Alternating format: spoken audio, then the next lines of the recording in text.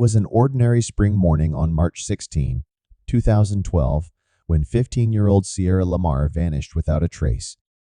Living in the quiet suburb of Morgan Hill, California, Sierra should have been just another high school sophomore worrying about homework, soccer practice, and weekend plans. But her disappearance would ignite a community's desperation, a nationwide search, and ultimately, a chilling discovery that no one could have anticipated.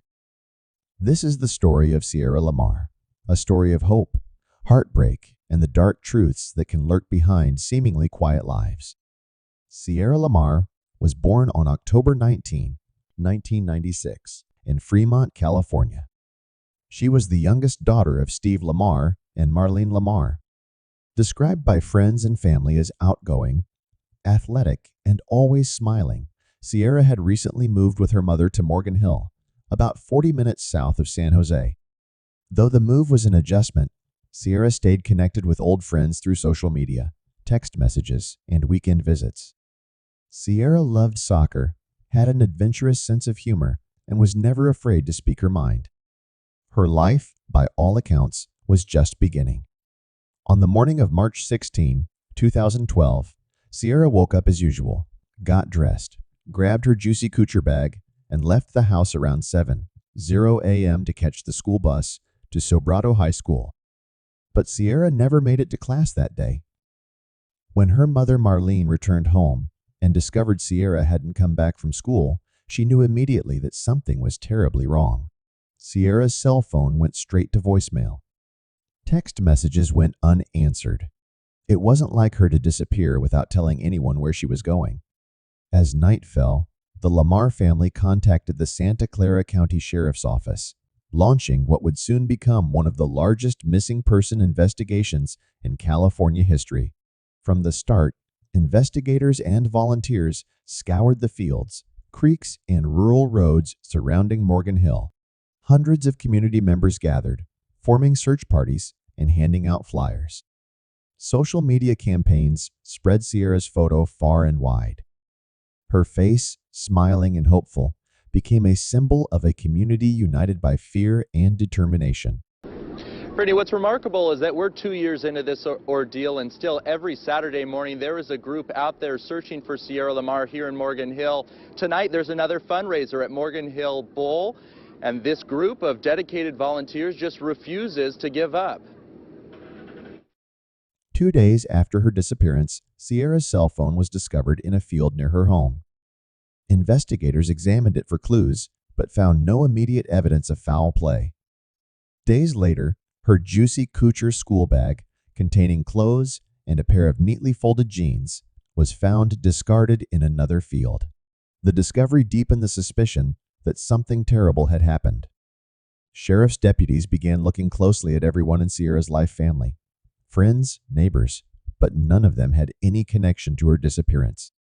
Then, forensic scientists tested the bag for DNA and found something critical: traces of DNA that didn't belong to Sierra. A partial DNA profile led investigators to 21-year-old Antolin Garcia Torres, who lived in nearby Morgan Hill. Garcia Torres had a criminal record that included attempted kidnapping charges. When confronted, he denied knowing Sierra, but the evidence was growing. DNA from Sierra was also found inside Garcia Torres's red Volkswagen Jetta, specifically on the passenger seat and in the trunk. Investigators now had their suspect, but the most critical piece, the whereabouts of Sierra herself, remained unknown. On May 21, 2012, 2 months after Sierra vanished, Antolin Garcia Torres was arrested and charged with murder and kidnapping. His arrest made headlines across the country. Police say this man, Antolin Garcia Torres, abducted her, but that wasn't known until more than 2 months later. Things were good. Police say Garcia Torres pleaded not guilty and maintained his innocence. But for the Lamar family, it was a heartbreaking confirmation that Sierra would likely never come home. The arrest sparked further investigation into Garcia Torres's past.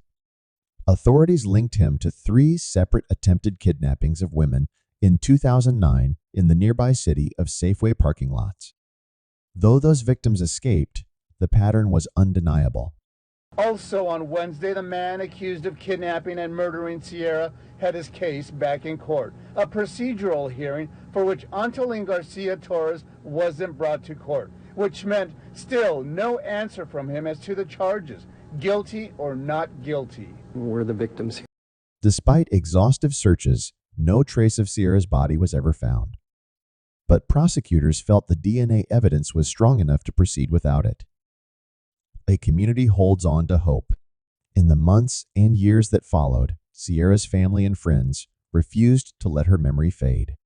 The nonprofit Sierra Lamar Foundation was established to support other missing children cases and continue the search for Sierra. Volunteer search teams continued combing the remote areas of Santa Clara County nearly every weekend, driven by the hope that they might one day bring Sierra home.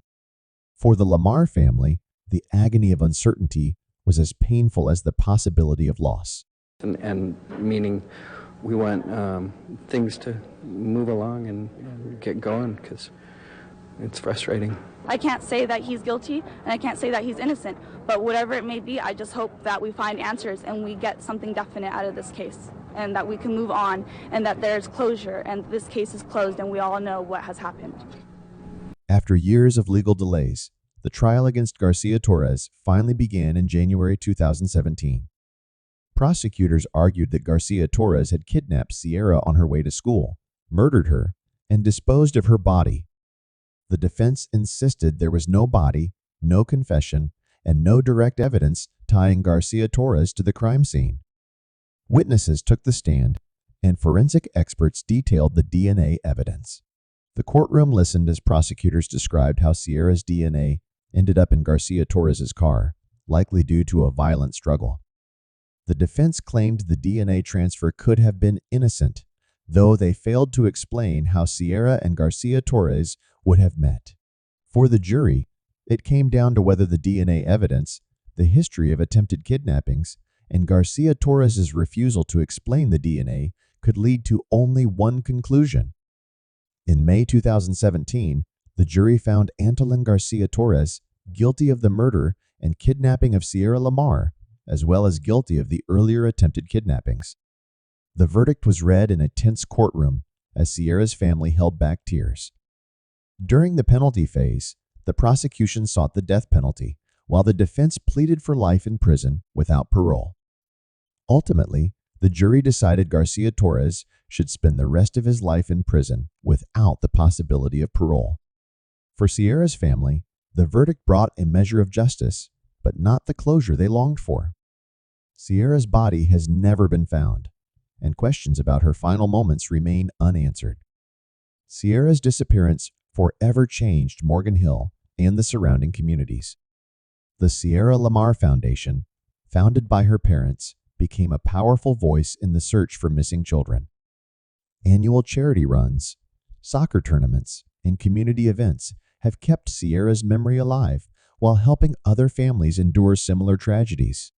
The case also sparked wider discussions about child safety, the dangers lurking even in quiet neighborhoods, and the power of community action when someone goes missing. It's just hard to believe that this happened. I still wake up every day thinking it's a dream, but it's reality, and I'm dealing with it every day.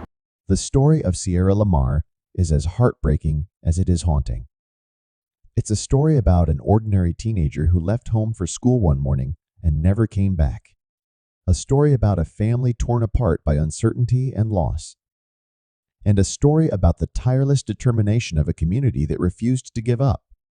Years have passed since Sierra disappeared, but her name and face continue to remind us of both the fragility of life and the strength of love. In the words of her mother, Marlene, "We just want to bring Sierra home." Even in the absence of answers, that hope remains. As of today, Sierra's remains have still not been found, despite hundreds of searches and countless prayers. But her story continues to inspire action, compassion, and awareness. Her disappearance became more than just a tragic headline.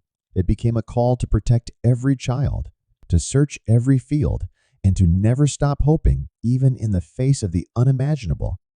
The disappearance of Sierra Lamar reminds us that darkness can touch any community, but it also shows us the light that emerges when people come together. And though justice was served in court, the search for Sierra's final resting place and for peace in the hearts of those who loved her continues. In remembering Sierra Lamar, we remember not just what was lost, but what remains: love, hope, and the enduring promise that she will never be forgotten